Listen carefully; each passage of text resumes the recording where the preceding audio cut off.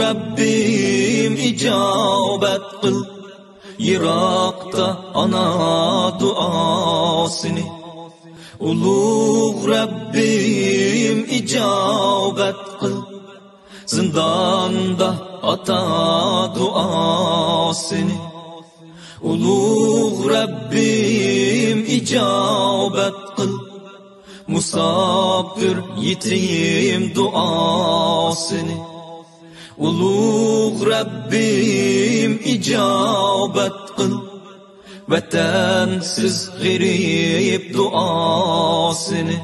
Ulug Rabbim nasib ayla, Ko'rishga vatan azodini. Ulug Rabbim nasib ayla, Ko'rishga zolim zavolini. Ulug Rabbim nasib ayla, Ko'rishga onam jamolini. Ulug Rabbim nasib ayla, Suyishga vatan tuprog'ini. Ulug Rabbim nasib ayla, Kezishga vatan gulbog'ini. Ulug Rabbim nasib ayla, Vatan tuprog'ida o'lishni. Assalamu alaikum, dear brothers and sisters, and welcome to another special episode of Talk to East Turkestan. Today I have a very special guest. We have a very special program.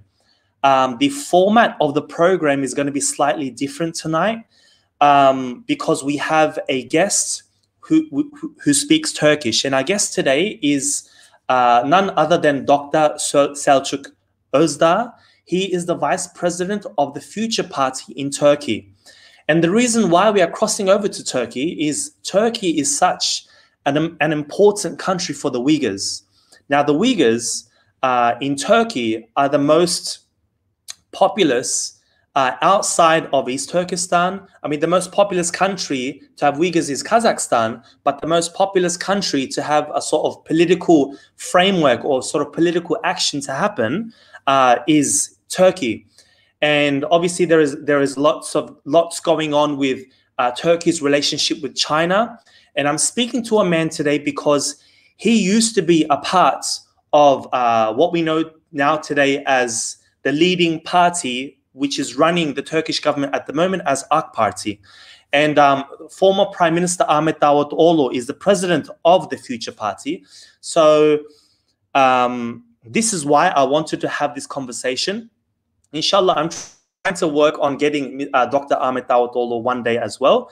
But today, we'll have Dr. Selçuk Özdağ today to talk about the Uyghur situation in Turkey from a political standpoint and what he intends to do if his party does get into power.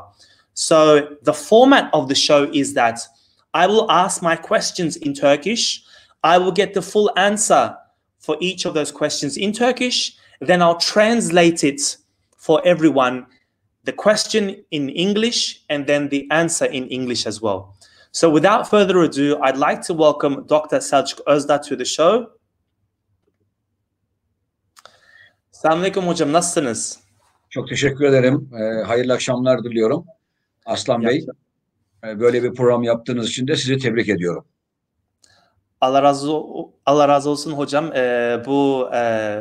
Bu interview'u kabul ettiğiniz için. Az önce kısacası sizin Gelecek Partinizden bahsettim. İşte neden bu show yapmak zorunda kaldığımızı ve programın şeklini, düzenlemesini anlattım. İşte ilk önce soruları Türkçe olarak soracağım ve siz de Türkçe olarak cevap vereceksiniz. Ondan sonra biraz millet sabredip onu Türkçe, İngilizce olarak çevireceğim sorulara ve cevaplarınıza. Evet. İlk önce hocam şöyle başlayalım. Biz niye buradayız ya? Biz niye bugün Uygurlar hakkında konuşacağız? Yani Uygurlar kimdir? Niye Uygurlar hakkında konuşacağız bugün? Yani acaba bir şeyler unutmuş muyuz? Özellikle Türkiye'de. Galiba bir değişiklikler oluyor. Eskisi gibi değil Uygurlar hakkında. Özellikle siyasi meydanında, Türkiye parlamentosunda gibisinden hocam. Bir tekrar bir takipçilerimize bir hatırlatalım bazı şeyleri. Şöyle başlayalım Aslan Bey. Türkler tarih sahnesine 5000 yıl önce çıktılar. Bu Orta Asya'da çıktık. Yani Sibirya'nın hemen güney kısımlarından itibaren Ötüken'de ve Orta Asya'da bizler tarih sahnesinde bulunduk. Buralarda büyük devletler kurduk. Mesela Büyük Hun İmparatorluğu gibi. Ve orada çok Göktürkler gibi, Uygurlar gibi, o bölgelerde aşağı doğru indiğim zaman Karahanlılar gibi, biraz daha aşağı indiğimizde İlhanlılar gibi devletler kurduk. Bu Orta Asya'yı boydan boya fetheden iki millet var. Birisi Japonlar, okyanusların içerisinden çıkıp boydan boya fethedenler, bir de Türkler. Ve burada Çinliler bulundukları yerden hiç çıkmadılar. Ne zamana kadar? Talas Irmağı Savaşı'na kadar. Talas Irmağı Savaşı'nda Araplarla Çinliler dövüştüler. Türkiye'deki tarih kitaplarında şöyle söyler. Denir ki Türkler zayıfı tuttular. Araplar zayıftı. O nedenle zayıfı tuttular ve Araplar galip geldi. Evet, bu bir gerekçedir. Olabilir, doğru olabilir. Ama bence bir sosyal bilimci olarak ben diyorum ki en büyük gerekçe, baktı ki Orta Asya'da biz hep Çinlilerle mücadele ettik. Çin'le mücadele ettik. Ve bu mücadeleden sonra Maveraü Nehir'e Talas'a geldiğimizde burada da Çinlileri görünce Arapları mecburen tuttuk. Yine mi Çinliler dedik. Hayatımız boyunca Çinlilerle mücadele ettik ve Çinliler tekrar Çin Seddi'nin arkasına gittiler. Ta ki 21. yüzyıla kadar dünyada ticaret savaşları başladığından itibaren daha sonra Çinliler de dünyada işte 1 milyar 200 milyon nüfusları var ve burası aynı zamanda çok fakir insanların yaşadığı bölgeler. Burada kişi başına düşen milli gelir çok düşük. Bazen insanlar 5 metrekarelik yerlerde, 10 metrekarelik yerlerde yaşıyorlar. Orada doğuyorlar, orada büyüyorlar, orada yiyorlar, içiyorlar ve daha sonra da orada hayatlarını idame ettirip orada ölüp orada da yakılıyorlar. Çin denince akla önce Çin'den başlayalım. Burada onlarca, yüzlerce etnik yapı var. Onlarca, yüzlerce o etnik yapıların dilleri var. Yani çok kültürlü bir devlet. Çok milliye, çok etnikli bir devlet. Çok dilli bir devlet. Ama burada bizi ilgilendiren husus Doğu Türkistan. Bizler Orta Asya'dan göç ederken bazılarımız göç etmediler. Yani oradaki Kazaklar, Kırgızlar, Özbekler, Azeriler, Uygurlar, bunlar göç etmediler. Peki bu isimler neydi bizim için? Ta ki bu isimler, bu bölge bizim için Türkistan'dı. Burada Kazakistan yoktu, Kırgızistan yoktu, Azerbaycan yoktu, Özbekistan yoktu, Doğu Türkistan yoktu. Buranın tamamına Türkistan adını veriyorduk. Türkistan'dı. Ne zamana kadar?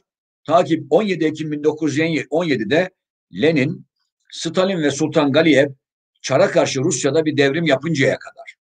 Burada bir darbe yapıncaya kadar, ihtilal yapıncaya kadar ve ondan sonra Stalin yönetimi ele geçirdikten sonra buradaki nüfus cüzdanlarımızı, pasaportlarımızı değiştirdiler, alfabelerimizi değiştirdiler ve bu alfabelerle beraber birbirimizi anlamayacak hale getirdiler. Ortak dil olarak da Rusçayı ön plana çıkarttılar. Ve birbiriyle bir Özbek, bir Uygur, Doğu Türkistan'da veya o bölgelerde, özellikle o bölgelerde yani Kazakların, Kırgızların, Özbeklerin, Taciklerin, Azerilerin yaşadığı bölgede Rusça anlaşmaya başladılar. Sanki kendi ana dilleri Rusçaymış gibi kendi dillerini ancak mahalli noktalarda öğrenmek istediler. Son zamanlarda bu Latince'ye doğru dönüşle birlikte ortak alfabe kuralım. Bu çok başarılı olacak inşallah, güzel bir şey olacak. Ama değerlerimizi, kendi dilimizi, kendi kültürel kodlarımızı yaşatacağız. Peki Doğu Türkistan'a geldiğimiz zaman Doğu Türkistan neresi? Bizim ata yurdumuz. Esas ata yurdumuz Doğu Türkistan. Burası bizim ana yurdumuz, ata yurdumuz. Doğu Türkistan 10 milyon kilometre karelik bir toprak. Ve burada 30 milyona yakın insan yaşıyor. Daha çok Uygur Türkleri yaşıyorlar, Uygurlar yaşıyorlar. Kazaklar da var. Yanılmıyorsam 1,5-2 milyon civarında. Kırgızlar da var orada. Yaşayan Kırgız asıllı Türkler de var. Ve daha çok da Doğu Türkistan'da Uygurlar yaşıyorlar. Çin burayla niçin ilgileniyor? Neden bunların işte dillerini yaşatmak istemiyor, kültürlerini yaşatmak istemiyor, bunların geleneklerini yaşatmak istemiyor? Ve bu bölgede niçin gözü var? Bu bölge stratejik bir bölge. Aynı zamanda Doğu Türkistan çok zengin tarım yataklarına sahip, su yataklarına, maden yataklarına ve burada petrol ve doğalgaz yataklarına sahip. Bu yataklar Çin'i oraya karşı iştahlı hale getiriyor. Ve burada asimilasyon politikası izliyor. Yani demiyor ki entegre olalım. Siz kültürünüzü yaşatın, biz kültürümüzü yaşatalım. Aynı ülkede Çin'in kanunları, kuralları herkese eşit uygulansın. Bunu söylemiyorlar. Ve burada son zamanlarda ciddi bir asimilasyon politikasıyla karşı karşıyayız. Ciddi bir asimilasyonla hatta bir soykırımla karşı karşıyayız. O nedenle Uygurlarla ilgili, Doğu Türkistan'la ilgili hepimiz duyarlı olmak mecburiyetindeyiz. Bir kere soydaşız. İkincisi bizler dindaşız. Üçüncüsü insanız. Nerede bir mazlum varsa Aslan Bey, nerede bir mağdur varsa, nerede hakkı gasp edilen insan varsa bir Müslüman olarak ilgilenmek mecburiyetindeyiz.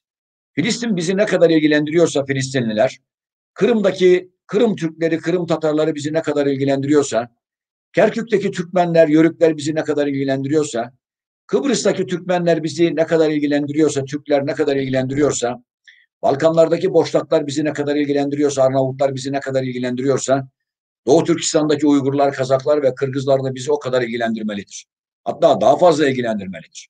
Evet biz soydaşız, dindaşız, aynı zamanda kültürdaşız biz ve de insanız. O nedenle biz Türkiye Cumhuriyeti Devleti olarak önceleri biliyorsunuz biz de çok sıkıntılı anlar yaşadık. Türk dünyası Ruslar tarafından 1917'de Sultan Galiyev'in öldürülmesiyle birlikte işgal edildi. Kırgızistan, Kazakistan, Özbekistan, Türkistan'ın tamamı işgal edildi. Çünkü buralar zengin maden yataklarıyla doluydu. Çin de Doğu Türkistan'ı işgal etti. Bu bölgede bir yandan Rusya zulmü, zalimliği, yani Sovyet Sosyalist Cumhuriyetler Birliği, bir diğer yandan Çin burada Doğu Türkistan'a kan kusturdu. Mao'nun devrimleriyle beraber burada kendilerinden başka güya tırnak içinde söylüyorum komünizm sınıfsız ve sınırsız devletti. Sınırsız ve sınırsız bir sistem inşa etmek istiyordu. Hiç de öyle olmadığını gördük. Kendilerinden başkalarına hayat hakkı tanımadılar ve onlara genellikle zulmü reva gördüler. Ölümleri reva gördüler, kurşunları reva gördüler, idam sehpalarını reva gördüler, Sibirya'yı reva gördüler veya Çin'in yapmış olduğu gibi asimilasyonu reva gördüler. Ama bizler tarih sahnesine yeni çıkmadık. 5000 yıldır tarih sahnesindeyiz. Büyük devletler kurduk. Dünyada 24 devlet kurmuş olan nadir milletlerden bir tanesiyiz. Dünyanın en büyük 5 büyük imparatorluğu kuruldu. Büyük Hun İmparatorluğu, Büyük Selçuklu, Büyük Osmanlı, Büyük Roma İmparatorluğu ve Büyük Slav İmparatorluğu, Rus İmparatorluğu kuruldu. Bunların en büyüğü Osmanlı İmparatorluğu ve 3 tane büyük imparatorluk kurduk biz. Yani Büyük Hun İmparatorluğu'nu kurduk. Göktürk devletimiz vardı, Uygurların devletleri vardı o bölgede. Çok ciddi şekilde ciddi devletler kurduk ama en büyükleri bu 5 tanesiydi. Bunun 3'ünü biz kurduk. Bizi tarih sahnesinden silemezler. Türümüzü kaldıramazlar. Bir örnek vermek istiyorum. Rusya'da devrim yapıldıktan sonra yani komünist ihtilal yapıldıktan sonra Çar'a karşı Fransızlar bunu merak ettiler. Acaba burada yaşayan Türkler dinlerini terk ederler mi? Tırnak içinde söylüyorum Marksist, Leninist, Stalinist olurlar mı? Komünist olurlar mı diyerek araştırmacı gönderdiler. Alexander Bennigsen'i gönderdiler. Ve Alexander Bennigsen Sibirya'dan ta ki Azerbaycan'dan Bakü'den Sibirya'ya kadar trenlerle yolculuk yaptı. Hemen hemen her Türk'le görüştü o bölgedeki. Uygur'uyla, Kazağıyla, Kırgız'ıyla, Özbek'iyle konuştu. Bunlarla konuştu. Bir gün uzun bir tren yolculuğunda bir şahsa, yaşlı bir şahsa sorular sordu. Ama yaşlı şahıs yaklaşık 20-25 dakika sorulara cevap vermedi. 20-25 dakika sonra ise buyurun dedi bana sorular soruyordunuz. Niye 20-25 dakika sustunuz? Namaz kılıyordum dedi. Sorusu ve komünizmi anlatmaya başladı. Alexander Bennigsen Fransız yazarı ve Fransız ajanı. Dedi ki komünizm çok iyidir, Lenin çok iyi bir devrim yapmıştır, Stalin çok iyi bir adamdır, Sultan Galiyev çok iyi bir adamdır diye başlayınca size bir soru soracağım dedi. O Türk, Müslüman Türk. Buyurun dedi Fransız. Bu koyunlar ve inekler ne yerler dedi. O da arpa yerler, saman yerler, ot yerler dedi. Peki koyunlar niye pisliklerini affedersiniz büyük büyük pat pat diye yaparlar da Koyunlar niye küçük küçük yaparlar, pıt pıt diye yaparlar? Aynı şeyi yiyorlar. Niye onlar da aynı şekilde onun küçüğünü yapmıyorlar? Veya o da ötekinin büyüğünü yapmıyorlar? Alexander Bennigsen düşündü ve cevap veremedi. Affınıza sığınarak beyan ediyorum. Ve o Müslüman Türk ona döndü, dedi ki siz affedersiniz bir boktan anlamıyorsunuz. Bir bokla ilgili dahi cevap veriyorsunuz. Kalkmışsınız bana komünizmi anlatıyorsunuz. Lenin'i anlatıyorsunuz. Ben onlarla beraber olmayacağım der. Alexander Bennigsen bunun üzerine Fransa'ya mektup yazar. Şifreli mektuplar. Bu Türkler hiçbir zaman komünist olmazlar. Kendi dinlerini ve kültürel değerlerini yaşatırlar. Onun için rahat olmak lazım. Ruslar buralara veya Çinliler buralara hakim olamazlar ifadesini kullanır. Değerli Arslan kardeşim, o bölgede yaşayan Uygurlarla ilgili dünyanın neresinde bir Türk varsa, bunun adı ister Kazak olsun, ister Türkmen olsun, ister Kırgız olsun, ister Azeri olsun, ister Özbek olsun, ne olursa olsun, ister Tacik olsun, orada hepimiz bu zulmü, Çin'de yaşanan bu 10 milyon kilometre karelik zulm, kilometrelik alanda yapılan zulmü bütün dünyaya anlatmak zorundayız. Bunu neyle yapacağız? Sizin gibi güzel insanlar. YouTube kanallarında yapacağız, internette yapacağız, sosyal medyada. Aynı zamanda filmlerimizde, tiyatrolarımızda yapacağız. Sanatımızla yapacağız, edebiyatımızla yapacağız. Mesela o bölgenin büyük yazarlarını bütün Türk dünyasına takdim edeceğiz. Osman Batur kimdir? Bunları anlatacağız. Hızırbek Gayretullah kimdir? Bunları anlatacağız. Bu insanları anlatacağız. İsa Yusuf Aktekin kimdir? Bunları anlatacağız. Yani Arslan Hidayet kimdir? Bunları anlatacağız. Yazarlarımızı, çizerlerimizi, Abdülhekimleri, o büyük sanatçıları anlatacağız. Saz üstadlarını, yani bizim değerlerimizi takdim edeceğiz. Dünya bugün teknolojinin at koşturduğu bir alan. Bu teknolojiyi iyi kullanacağız. Ama sanat bizim için vazgeçemeyeceğimiz alan. Musikimiz, tatyanımız, ninnilerimiz, hikayelerimiz, masallarımız, romanlarımız, yazılarımız, makalelerimiz, tiyatrolarımız, trajedilerimizi anlatacağız. Nasıl dünyanın damından, Altay dağlarından, Tanrı dağlarından göç ederek, 5000 kilometre yol kat ederek, binlerce insan yollarda donduklarını anlatacağız. Bunların filmlerini çekeceğiz. Bu trajedileri anlatacağız. Hani dünyada en büyük takibe uğrayan millet Türk milletidir Arslan Bey. Bu millet takip eder. Peygamberler içerisinde en çok takibe uğrayan Musa Aleyhisselam'dır. Musa Aleyhisselam biliyorsunuz hep doğduğu zaman Firavun müneccim başı geldi, bir erkek doğacak dedi. Bu erkek senin saltanatını yıkacak. Talimat verdi, nerede bir erkek çocuk doğarsa öldürün dedi. Anne bunu bildiği için onu Nil kenarına getirdi, bir sepete koydu ve Allah'a havale etti. O da gitti Firavun'un sarayının arkasında durdu. Firavun'un hanımı bu erkek güzeli çocuğu çok sevdi. Gizlice kendi Firavun'un sarayında besledi. O büyüdü, peygamber oldu ve aynı zamanda da siz herhalde I will be translating. Orada siz yapacaksınız. Ben çok uzattım mı? Çok mu uzun konuştum?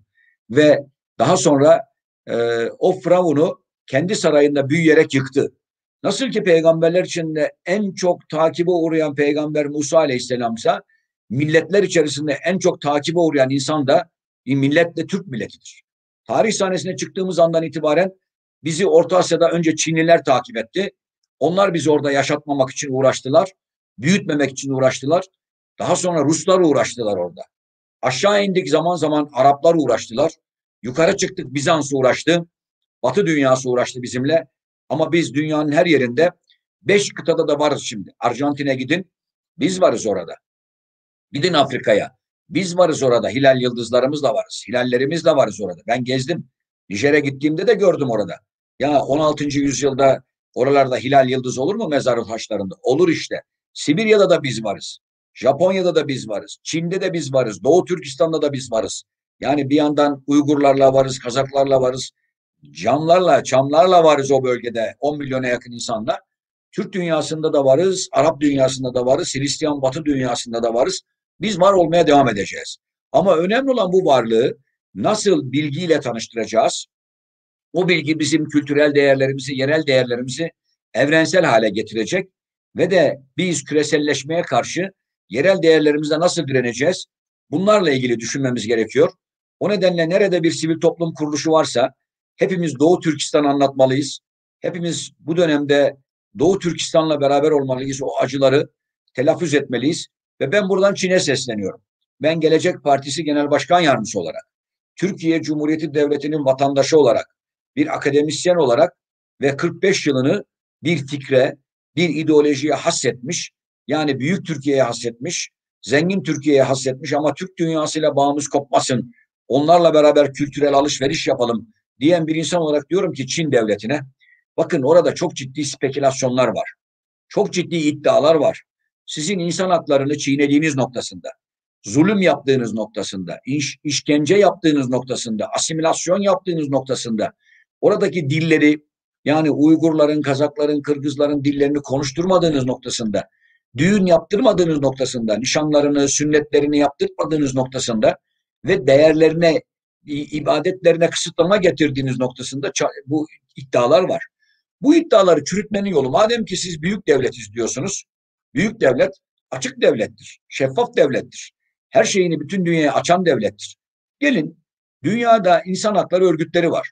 Batı'da var, Amerika'da var, Türk dünyasında var, Arap dünyasında var. Gelin bu insan hakları örgütlerine hepsine bir çağrıda bulunun. Doğu Türkistan'ı ve Çin'deki diğer etnik yapılarla ilgili iddiaları araştırmak üzere bizi davet edin. Siyasileri davet edin.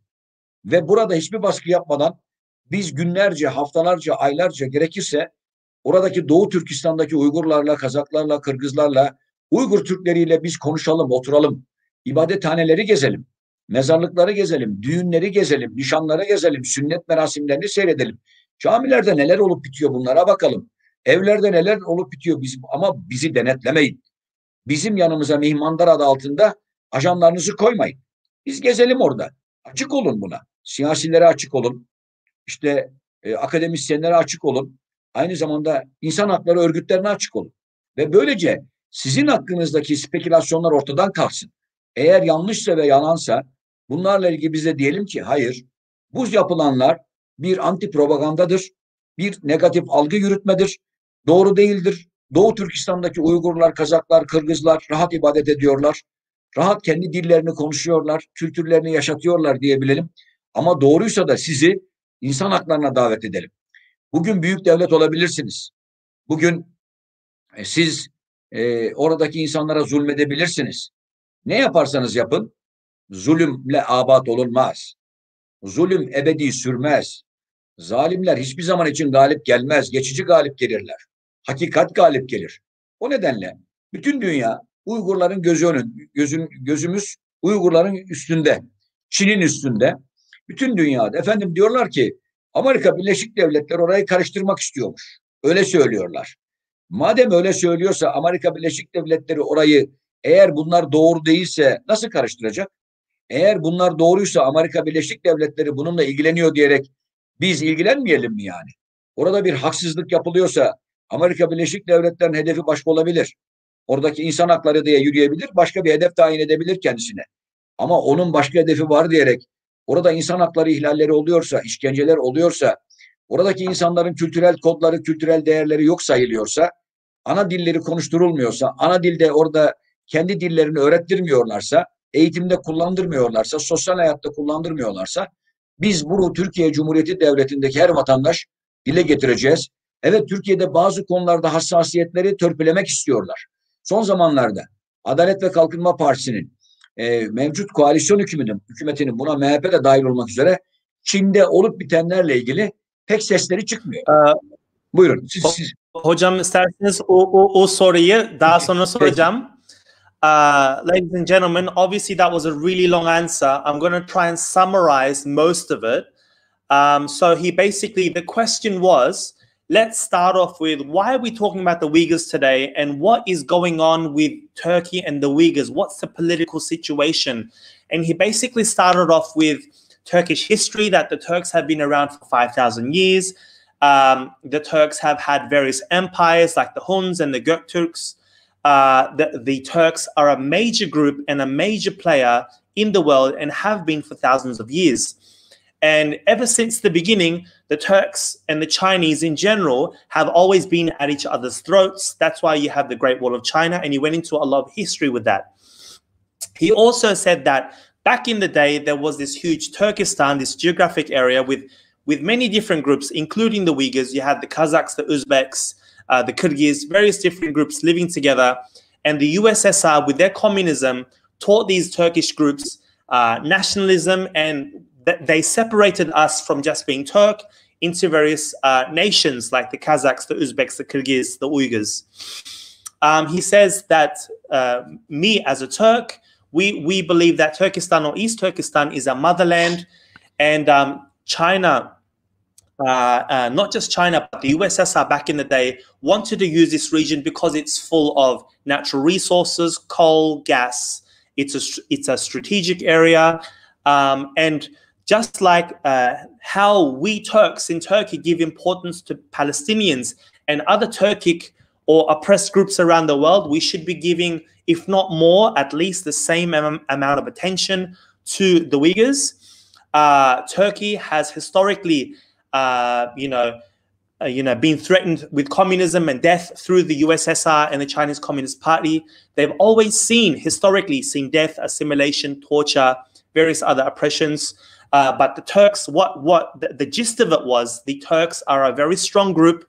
And even back in the day when the USSR did fall, France were quite, he had a story about how France sent a scholar or /spy by the name of Alexander to check out whether or not these Turks, after this communism revolution, after communism, whether or not they would secede and give up their religion, give up Islam, and give up their culture. And basically, through his investigation, he found that he wrote a letter back telling France that nothing will stop these Turks from giving up their culture or their religion. He further on went to say that we should be the voice of the Uyghurs, in film, showcasing this or portraying things on theater, in poems, movies, TV, music, and so on and so forth.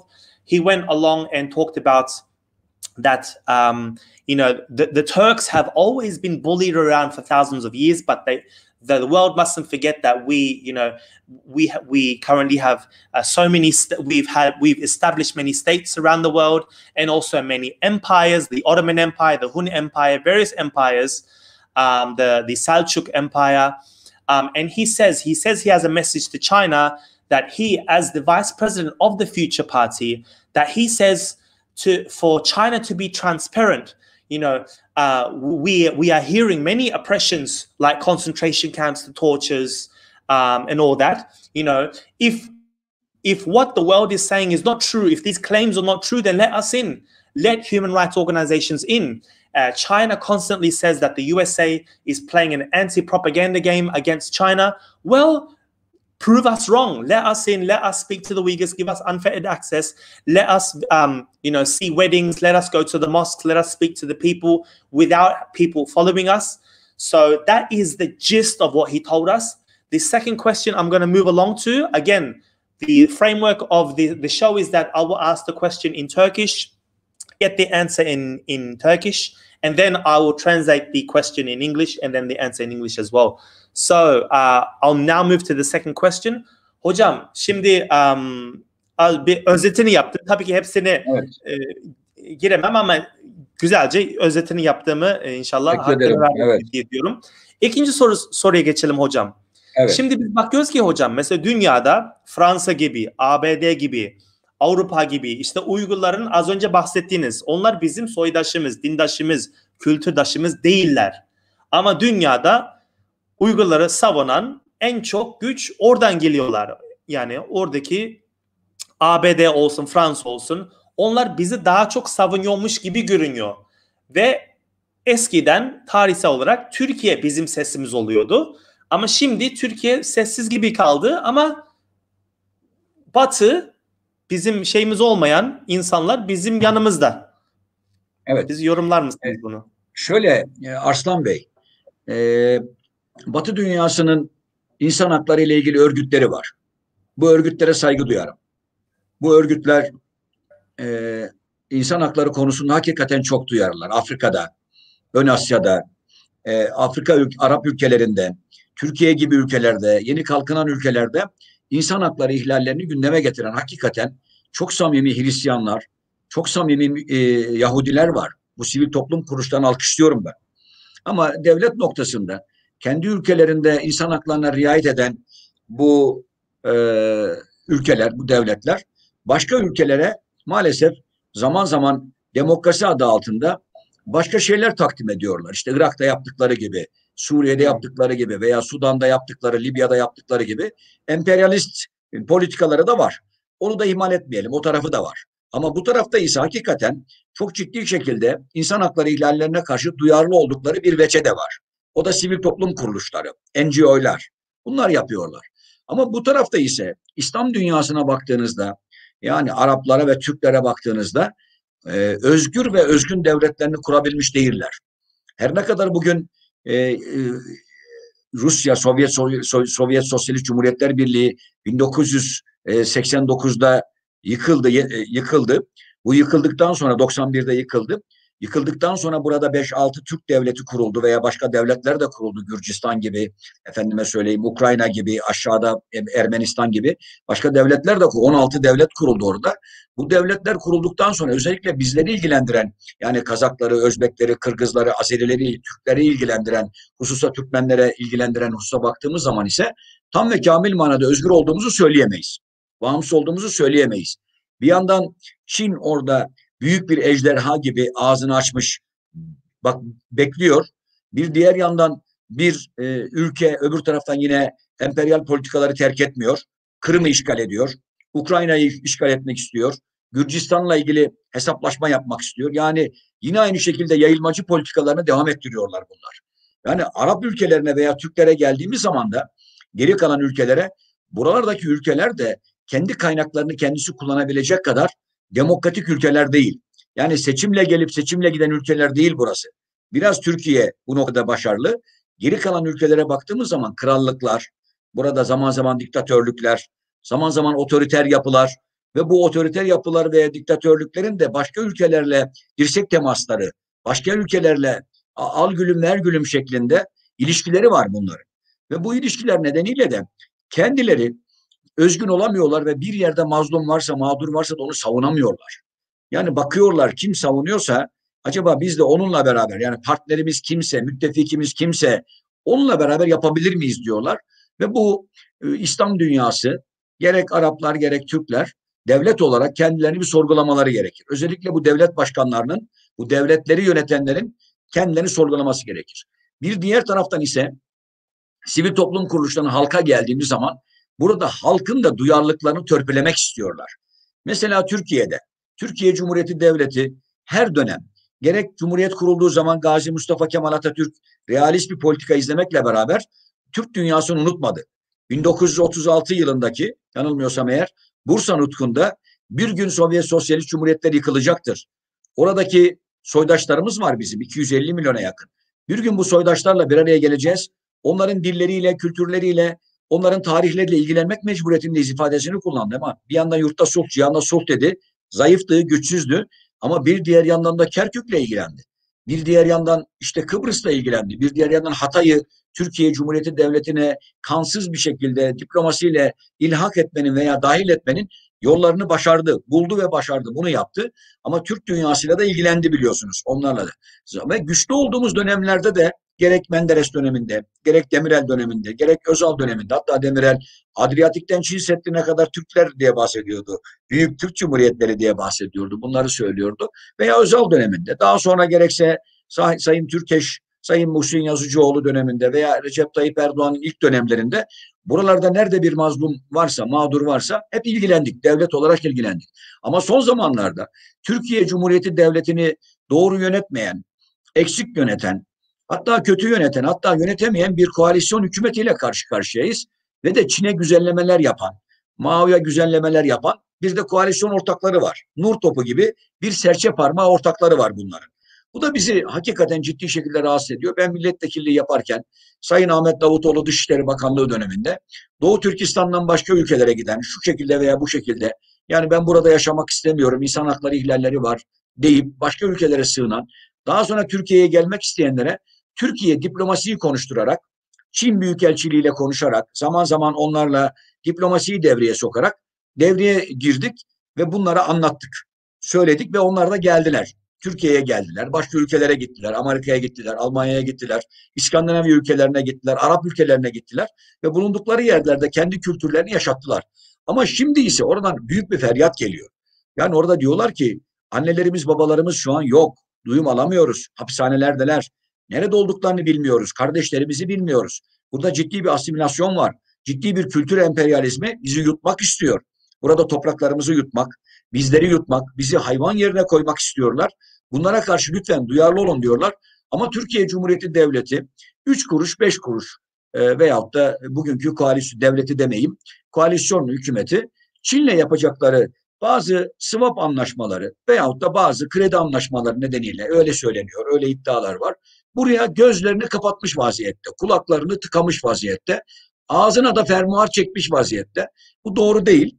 Bu en azından eğer siz hakikaten doğru bir koalisyon hükümeti olsaydınız burada sivil toplum kuruluşlarını devreye sokardınız. Zaman zaman devletler kendileri direkt yapmadıklarını sivil toplum kuruluşlarıyla yaparlar. Yani gayrimeşru yapmazlar, hukuk dışı yapmazlar ama ufak tefek şeylerle yani burada işte bir sivil toplum kuruluşunun inisiyatifi derler. O sivil toplum kuruluşu insan hakları ile ilgili sempozyumlar düzenler veya orada duymuş olduğu işgallerle ilgili, ihlallerle ilgili veya zulümlerle ilgili, işkencelerle ilgili burada paneller düzenler, sempozyumlar yapar, konferanslar düzenler veya mitingler yapar, gösteriler yapar bunları. Bunları yapmak zorundayız.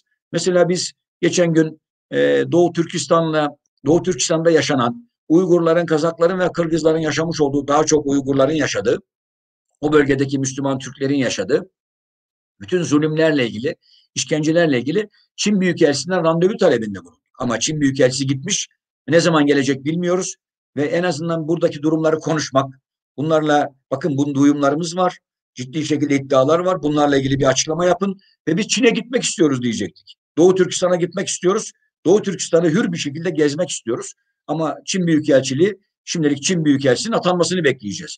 Ama bundan önce de biz 18 Ekim'de Sayın Genel Başkanımız eski Dışişleri Bakanı, eski Başbakan, şimdiki Gelecek Partisi'nin Genel Başkanı Sayın Profesör Doktor Ahmet Davutoğlu beyefendinin vermiş olduğu talimatlarla biz 18 Ekim'de İstanbul'da büyük bir salonda bir Türk dünyasının dernek ve vakıflarının tamamını yani Kazaklarla ilgilenen, Kırgızlarla ilgilenen, Tatarlarla, Çuvaşlarla, Türkmenlerle ilgilenen kim varsa bütün Türklerle ilgilenen herkesle biz İstanbul'da bir kahvaltıda buluşmak istiyoruz. Neyi konuşacağız? Doğu Türkistan'ı konuşacağız. Doğu Türkistan'ın neyini konuşacağız? İnsan hakları ihlallerini konuşacağız. Asimilasyonu konuşacağız. Kültürel emperyalizmi konuşacağız. Çin'in uygulamış olduğu bu zulümleri, bu zulümlerle ilgili söylentileri, iddiaları isnatları konuşacağız. Ve orada Sayın Başbakanımız bütün Türkiye'deki derneklerle bugün buyurun konuşun diyeceğiz ve o konuşmayı da metin haline getirip Türk basınına, Türkiye Cumhuriyeti basınına veyahut da bütün dünya basınına plase edeceğiz. Basın mensuplarından 20'ye yakınında akredite oldular. Devam gelecekler, kabul edecek. 250 kişi, 260'a yakın kişi o gün orada olacağız. Bir farkındalık yaratacağız biz insan hakları konusunda. Gelecek Partisi duyarlı bir parti. Gelecek Partisi nerede bir mazlum varsa, nerede bir mağdur varsa, onların mazlumları zalimlere karşı, o mağdurların mağduriyetlere sebebiyet veren zalimlere ve haksızlara karşı biz onları savunmaya devam edeceğiz. Ama şunu da unutmuyoruz biz. Bazen haklı olursunuz, güçsüz olursunuz. O haklı olmak bir şey ifade etmez. Bazen de güçlü olursunuz, haksız olursunuz. O güç de bir şey ifade etmez. O da zulüm sunar size. Biz bir yandan güçlü olalım ama haklı olalım istiyoruz. Haklı bir davayı savunduğunuz zaman dünyanın en güçlüsü olursunuz. Aynen Peygamber Efendimiz Hazreti Muhammed Mustafa sallallahu aleyhi ve sellem Efendimiz döneminde öncesinde Hılful Fudul Faziletliler Cemiyeti vardı. Mekke'de kim kime zulmediyorsa gidiyordu. O zalimlerden hesap soruyordu. O mağdurun da hakkını teslim ediyordu onlara. Ver bakalım şu mağdurun hakkını. Ver bakalım şu mazlumun hakkını. Kadın mı kaçırıyorlar? Gidip ellerinden alıyorlardı. Çocuklara mı zulmediyorlar? Hatta Peygamberimize sormuşlardı. Bu Hılful Fudul yani Faziletliler Cemiyeti için ne diyorsunuz? Onların döneminde yaşasaydım onlara üye olurdum diyor. İşte Gelecek Partisi Hılful Fudul'dur. Yani Faziletliler Cemiyetidir. Erdemliler Cemiyetidir.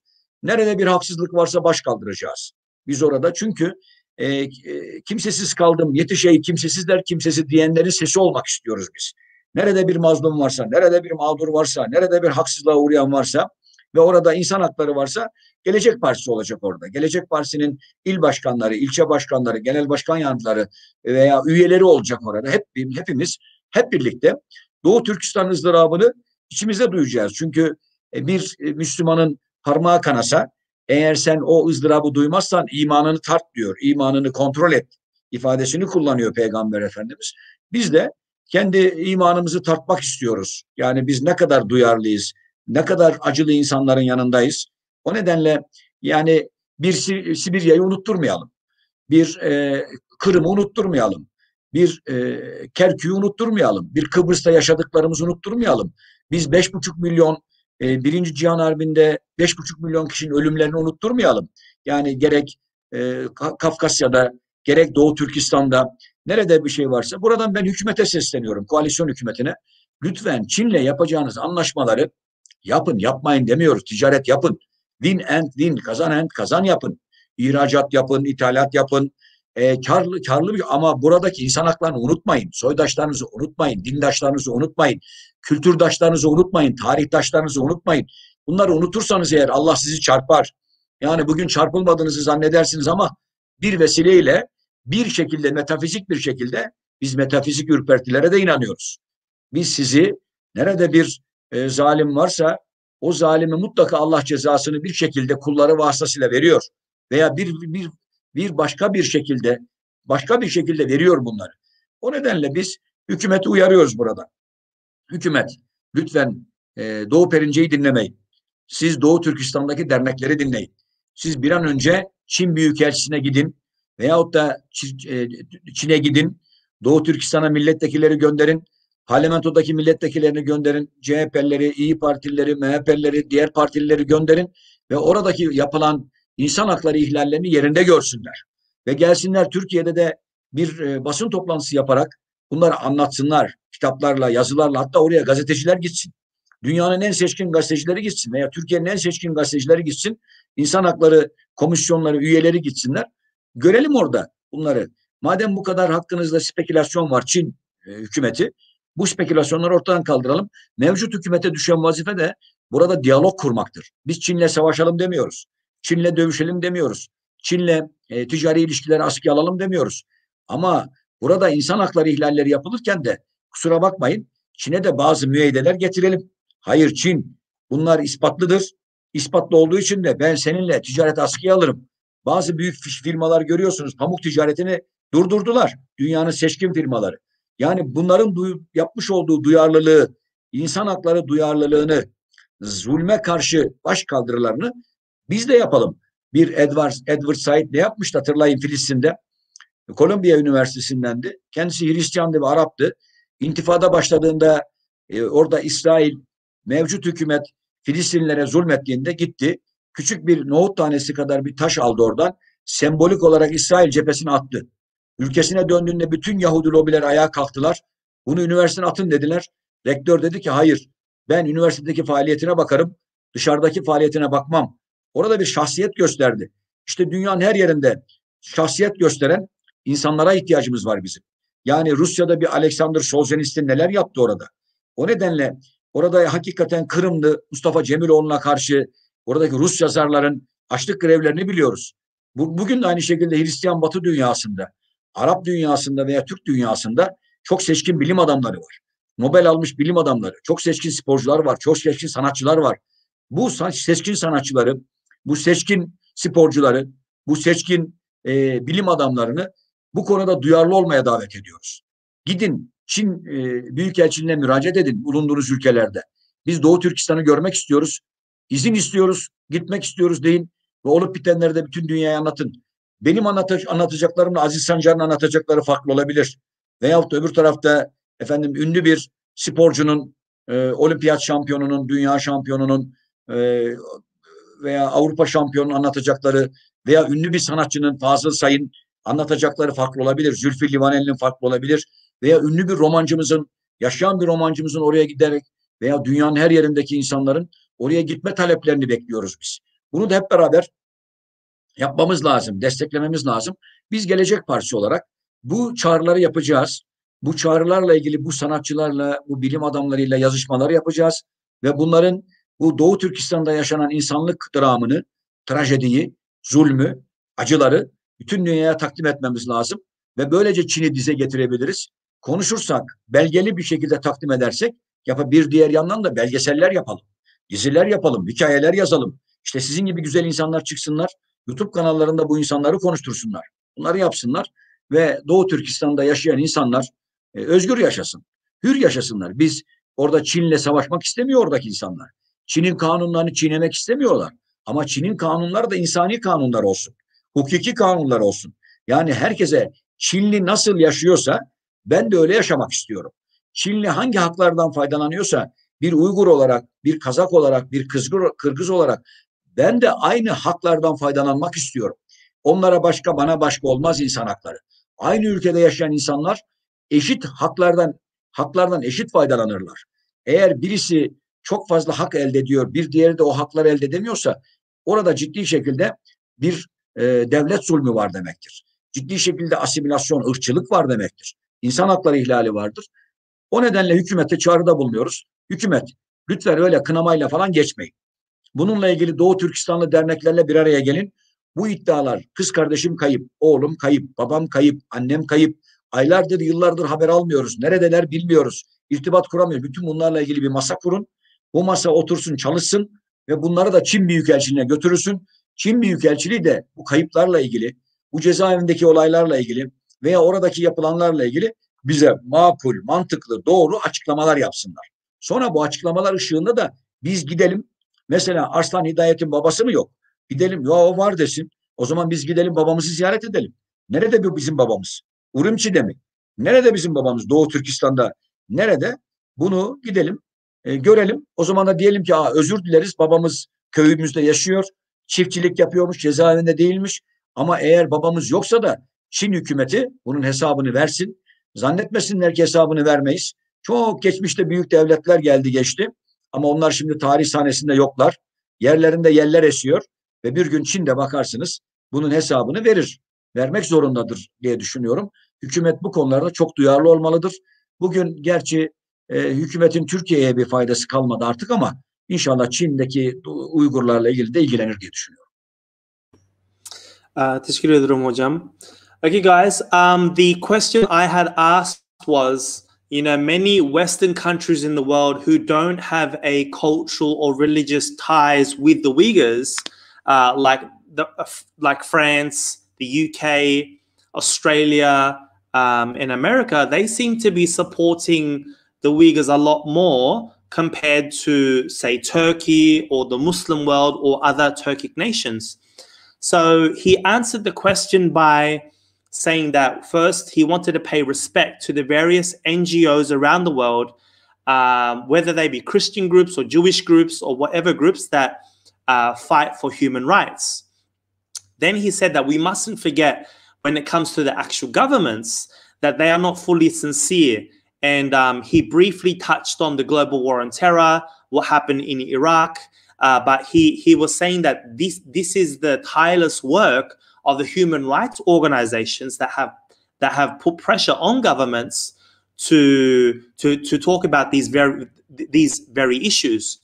He also talked about the various states that after the collapse of the USSR, the various Turkic nations that rose from that, Uzbekistan, Kyrgyzstan,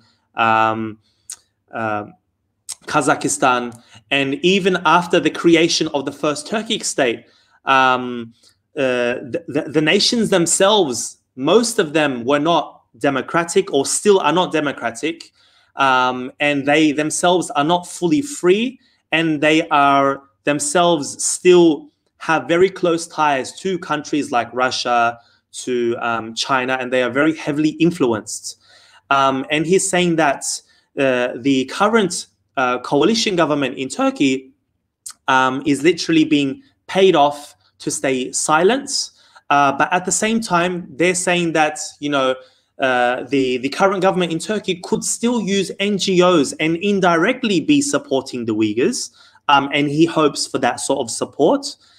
He also said, as the Future Party, they have written to the Chinese embassy in Turkey, wanting to be invited to China so that they can see for themselves. And he said on the 18th of October in Arnavutköy, they are holding a big breakfast, a meeting where they've invited all the East Turkestan, the Uyghur organizations to come together and basically hash it out, to talk about what is actually going on.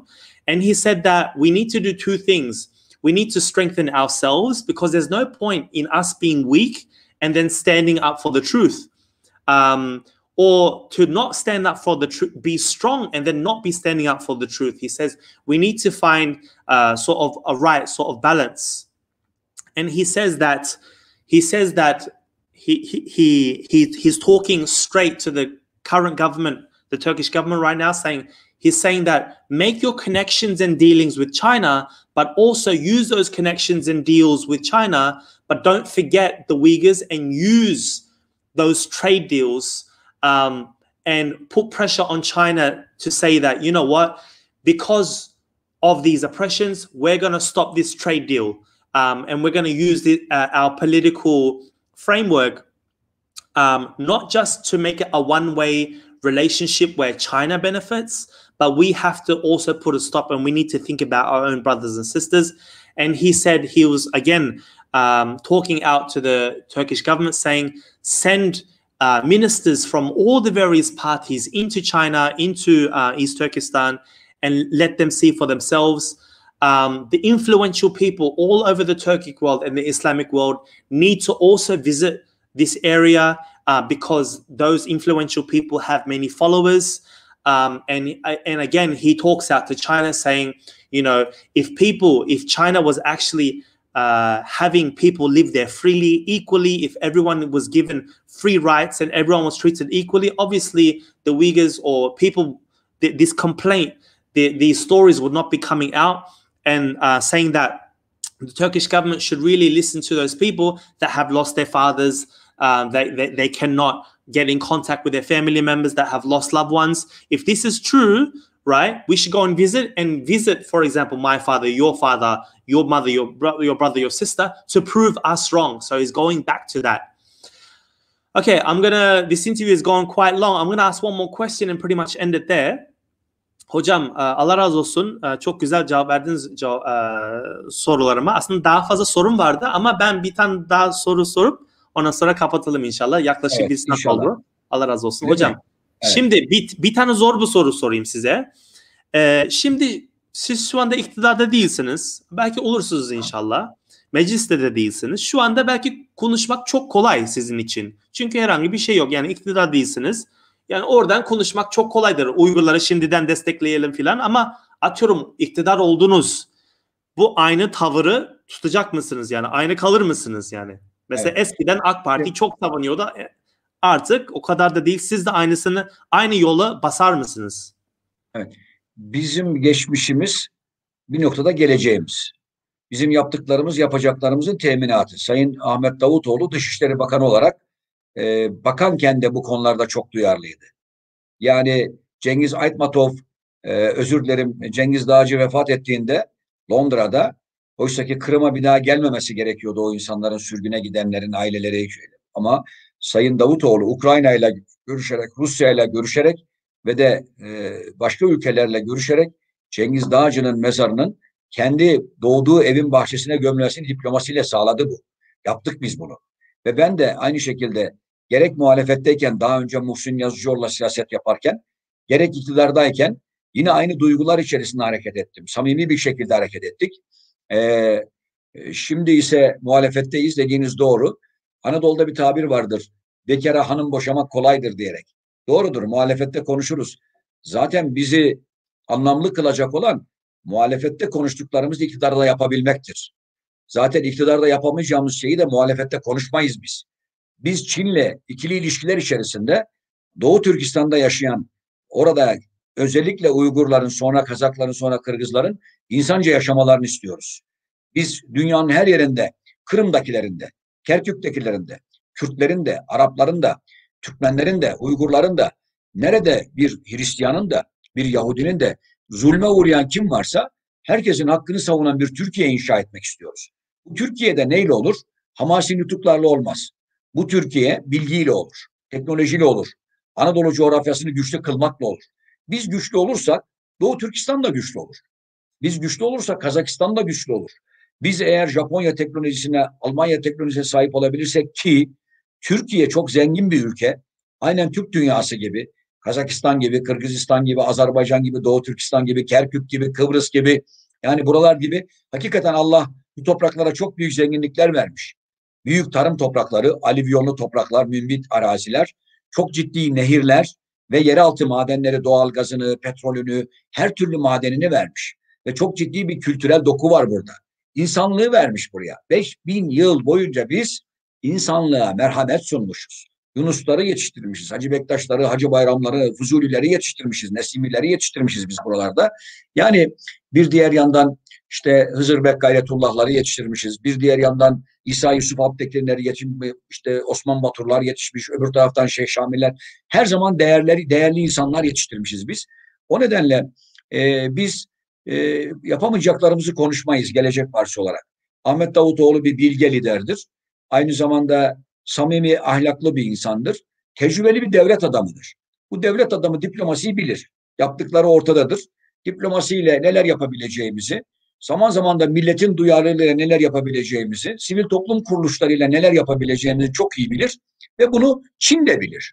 Bunu Rusça da bilir. Bunu Amerika Birleşik Devletleri de, Batı dünyası da bilir. Bunu Yunanistan da bilir. Bunu Rusça da bilir. Hepimiz, herkes bilir bunu. O nedenle iman etmiş insanlardan, inanmış insanlardan daha büyük bir güç yoktur. Biz Gelecek Partisi olarak bugün konuştuklarımızı biz istiyoruz ki Çin, Türkiye ile ilişkileri devam etsin, ticari ilişkileri. Ama insan hakları ihlallerine tevessül etmesin. Oradaki Türkleri, oradaki Uygurları asimile etmeye kalkmasın. Entegrasyona evet, uyumlu bir şekilde birlikte yaşamaya evet, benim kültürüme dokunma, benim tarihime dokunma, benim dinime dokunma, benim insanlığıma dokunma. Bir Çinli hangi haklardan faydalanıyorsa ben de o haklardan faydalanmak istiyorum ve Çin vatandaşı olarak yaşamak istiyorum. Gerekirse iki milletin vatandaşı olurum. Ama ben vatandaşlığımı yaparken sen de bana kalkıp ayrım yapamazsın, zulmedemezsin, ayrımcılık yapamazsın, bunu yapamazsın. O nedenle biz Türkiye Cumhuriyeti Devleti nasıl ki çok etnikli ve bu çok etnik içerisinde herkese eşit mesafede davranıyorsa bir Türk'ün olup Kürdün olamadığı, Laz'ın olamadığı, Çerkez'in olamadığı veyahut da Gürcü'nün olamadığı, Arnavut'un olamadığı, Boşnak'ın olamadığı bir şey yoktur Türkiye'de.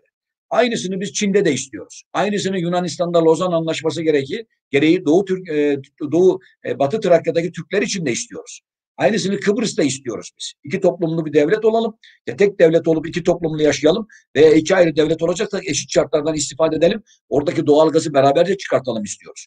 Veyahut da Kerkük'te Araplar, Kürtler, Türkmenler beraberce demokratik bir şekilde, eşit bir şekilde yaşasınlar istiyoruz. Her ne kadar orada ideolojik ve etnik çok ciddi bir temizlik yapıldıysa, çok ciddi şekilde problemler, Amerika Birleşik Devletleri buralara müdahale ettiler. Orada ciddi bir etnik ve ideolojik temizlik yapmak istediler. Kendi duygularını yaşatan, kendileriyle beraber olan insanları oralarda muhkim yapmak isteyip diğerlerini sürgün göndermek istediler. Çünkü orası Irak'ın en çok petrol yatağı ve Irak petrollerinin %80'i Kerkük bölgesinde çıkıyor. Onun için bütün gözler orada. Dünyada böyle bir şehir de yok. Yani her ülkede işte petrol çıkan ülkelerde petrol dağınıktır. Arabistan'da petrol dağınıktır, Venezuela'da petrol dağınıktır. Efendime söyleyeyim, Soma'da petrol dağınıktır, Somali'de dağınıktır, Sudan'da dağınıktır, Libya'da dağınık ama Irak'ta 20'si dağınıktır, %80'i Kerkük ve bölgesinde çıkar. O bölgedeki insanların da her etnik yapının eşit şartlarda yaşamasını istiyoruz. O nedenle biz bugün ne söylüyorsak Arslan Bey bunu kaydedin. Yarın iktidara geldiğimizde Dışişleri Bakanımızla, Başbakanımızla, çünkü biz başbakanlığı istiyoruz, Cumhurbaşkanlığı hükümet sistemine karşıyız. Biz doğru ve tam ve kamil manada bir parlamenter sistemden yanayız. Nerede bir mazlum varsa, bu Yahudi de olsa, Hristiyan da olsa, bu Uygur da olsa, Kazak da olsa, bu Alman da olsa, Yunan da olsa, bu Kürt de olsa, Türkmen de, Arap da olsa, onları savunmak Türkiye Cumhuriyeti Devleti'nin vazifesi olacak. Zaten Türkiye Cumhuriyeti gerek yeraltı ve yerüstü kaynaklarıyla ve de insan kaynaklarıyla inşallah süper devlet olacak. Bunu kısa zamanda yapacağız, adaletle yapacağız, eğitimle yapacağız, hukukla yapacağız. Biz bunu gelir dağılımında adalet, eğitimle fırsat eşitliğiyle yapacağız inşallah. Kuvvetler ayrılığıyla yapacağız. Ben Uygurların, Doğu Türkistan'da yaşayan Müslüman Türklerin bir gün bulundukları yerde özgür olacaklarına, inandıklarını yaşayacaklarına, kültürel değerlerini ayakta tutacaklarına inanıyorum. Hep inanın, hep değerlerinizi yaşatın. Manilerinizi unutmayın, atasözlerinizi unutmayın, ninnilerinizi unutmayın, hikayelerinizi unutmayın, kahramanlarınızı unutmayın. Mümkünse bugünkü sosyal medyayı iyi kullanın, sanatı iyi kullanın. Edebiyatınızı, şiirinizi, hikayenizi, sinemanızı, tiyatronuzu, bunları iyi kullanın ve sivil toplum örgütleri olarak birbirinizle çok olabilirsiniz ama aynı anda aynı sesi verebilecek kadar senkronize olun, uyumlu olun. Bunu yaparsanız, çünkü bir elin nesi var? İki elin sesi var. El eli yıkar, eller de yüzü yıkar diye Karadol'da tabir var. Ben inanıyorum ki dünyanın neresinde bu Doğu Türkistanlıların, Uygurların, Kazakların dernekleri varsa hepsi birbirini sever. Elmanın sapı üzümün çöpü demez. Armudun sapı üzümün çöpü demez. Esası unutmaz. Tali meseleleri çok fazla gündeme getirmez. Esasları konuşur. Yani Doğu Türkistan'daki zulümler bitsin. Doğu Türkistan'daki insanlar insanca yaşasın istiyoruz. Biz de Gelecek Partisi olarak sizin haklı davanızın yanındayız. Sizinle beraberiz. Sizinle beraber olmak bize hem Allah'a karşı sorumluluk, hem vicdanımıza karşı sorumluluk, hem insanlığa karşı sorumluluk, hem de soydaşlığımızın, tarihtaşlığımızın, kültürdaşlığımızın bir gereği. Ben inşallah bir gün Doğu Türkistan bayrağını da Birleşmiş Milletler'de görürüz. Nasıl ki Filistin bayrağını gördüysek bir gün Doğu Türkistan bayrağını da ileride görürüz ve bundan da Çin gocunmasın, Çin rahatsız olmasın. Hatta Çin bundan memnuniyet duysun ve de bu memnuniyetle beraber de birlikte yaşama nasıl olur onu göstersinler. Onu gösterirlerse Çin itibar kazanır. Bu Covid'le ciddi itibar kaybetti biliyorsunuz. Hala ciddi şekilde açık değil, şeffaf değil. Bir Covid'de salgında dahi açık olmayan bir yapının orada yaşayan 30 milyon Türk'le ilgili, Uygur'la, Kazak'la, Kırgız'la ilgili hiç şeffaf olur mu? Olmaz. Ben buradan Çin'i şeffaflığa davet ediyorum. Allah razı olsun hocam. Ağzınıza sağlık. Son bir çevireyim ondan sonra inşallah. Şey yapalım. Okay, guys, the question I asked was, you know, the future party is currently not in government. Inshallah, they will be voted in. And so I asked him, basically, I told him, you know, it's quite easy for you to go and speak because you're not in power at the moment. But what's going to happen to you when you do end up in power? Are you going to turn out like AK Party, where they used to support the Uyghurs and now they've slowly been bought off by China?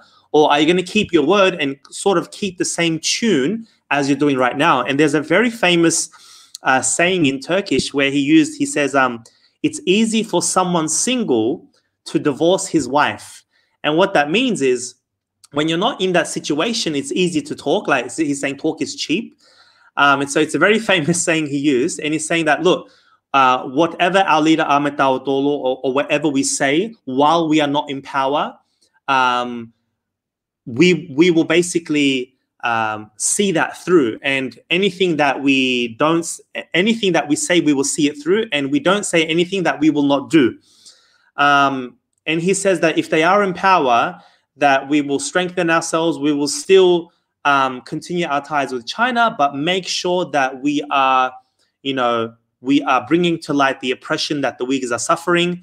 He says we want all ethnic groups in China, in East Turkestan, to live equally, because with inequality, that's where you have problems. And he says even in his own country, in Turkey, if they are voted into power, regardless of their religion or their ethnic group, that they will treat them equally. Obviously, he went off into a long tangent about Turkish culture, and there was some other minuscule things that doesn't necessarily need to be brought here, but that was the gist of what he said. And he basically gave a message to Uyghurs saying, you guys should all work together. Don't forget your culture, spread your culture, use social media, through song, through dance, through whatever means to voice the plight, support each other. He said, the future party, I'm by your side, it is my duty. I see it as my duty as, someone who's a Muslim, as someone who is connected with you in faith, within ethnic group, we're Turks. And he says that he hopes to see the flag of East Turkestan be raised at the UN, just like the Palestinian flag. And China should not be upset at this. In fact, they should be proud of this. And he finally said that, China, you know, they've lost a lot of credibility, especially with COVID, and obviously they kept a lot of secrets about COVID-19, and obviously they are not being transparent on what's happening to the Uyghurs. And basically that's the gist of what he said. Obviously for Turkish and English speakers, you know, I obviously couldn't translate each and every word, so I did my best to sort of get the gist of what he said, and inshallah you guys can sort of listen to it again once more. I'm just going to ask him the last bit and say, has he got any last words, and basically close it there. Hocam sizin son sözleriniz var mı? Var. Ben şunu yapmak istiyorum eğer müsaade ederseniz. Evet. Bir şiir okuyacağım. Okay. Müsaade ediyorsanız eğer. Tamam. Evet. Onu nasıl çevireceğim bakalım. Bakın bu Yavuz Bülent Bakiler Türk dünyasıyla ilgilenen bir şairdir. Çok yaşlı şu an. Türkistan'ım unutulduğunu sanma sakın diyor. Tien Shan, Kadirgan ufuklarından dinlediğim ozanlarla, binlerce yıldan beri söylenen destanlarla yine Türkistan'ı andım. Öz yurdumu çarmıha germişler 40 yerinden. Unutmam, 1000 yıl geçse acısının üzerinden. Vurulan bir ceylana yanar gibi derinden. Ulu Türkistan'a yandım. Geldi, kuruldu gönlüme Ahmet Yesevi pirimiz. Osman Batur'a kadar anlattı birer birer. Ben de bütün Horasan erleriyle beraber yeni baştan Türkistan'a inandım. Rüzgar savrularak sessiz sedasız, ırmaklarla akarak, uçup giden güzelim kırlangıçlara bakarak Türkistan'ı hür sandım. Görmeden, göstermeden Taşkent'i Buhara'yı, Urumçi'ye varmadan atsız pusatsız, bir başıma yorgun argın, kolsuz kanatsız, Türkistan'a dost gönüller kazandım. Tanrım, bir gün acaba diyebilecek miyim? Vuslat'ın yüzüme nakışladığı nurla, bir komşu bahçesine uzanır gibi huzurla, Türkistan'ın toprağına uzandım. Evet, Türkistan bir gün özgür olacak. Allah razı olsun hocam. So right at the end, guys, he read a poem about East Turkestan, about not forgetting, and it was a very sort of, he used many words that are very old Turkish, so I couldn't fully translate it right then and there. But it was basically a poem about feeling for and being sad about Turkestan. And finally he said, one day East Turkestan will be free. So I just want to thank the doctor for his time. I wish him all the best in his political career with the Future Party. And I wish Mr. Ahmet Davutoğlu the best as well. Hopefully we can get Dr. Ahmet Davutoğlu in a future show. Hocam az önce dedim ki işte ağzınıza sağlık, teşekkür ederiz. Evet. Gelecek Parti için başarılar diliyoruz. Anladım. Bunu dedim hocam. Evet, çok teşekkür ediyoruz. Bütün Doğu Türkistan'da yaşayan Uygurlara, Kazaklara, Kırgızlara, Müslüman Türklere selam gönderiyorum. Değerlerimizi yaşatmaya devam edeceğiz. İrtibatı kopartmayacağız. Her zaman bir ve beraber olacağız. Gönüllerimize dokunacağız. İnşallah Gelecek Partisi olarak biz üzerimize düşeni yapmaya hazırız. Bize söyleyin. Hukuki çerçevede, meşru çerçevede ne yapmamız lazımsa biz bütün mazlumların ve mağdurların emrindeyiz. Okay, guys, just his last words, basically, you know, saying his goodbyes right there. He's saying that we will always be with the Uyghurs, always be with East Turkestan. We will always support you guys politically, legally. We're always here for you. Okay, guys, thank you guys so much. If you've enjoyed this video, you know, most of it was Turkish. Obviously, if you're watching this later, skip ahead to the English part so you can get the translation. Please share with friends and family. And I hope to see you all next time. I'd like to thank the doctor. Teşekkür ederim Sayın Doktor Selçuk Özdağ Bey. Allah razı olsun. Herkese Allah'a emanet.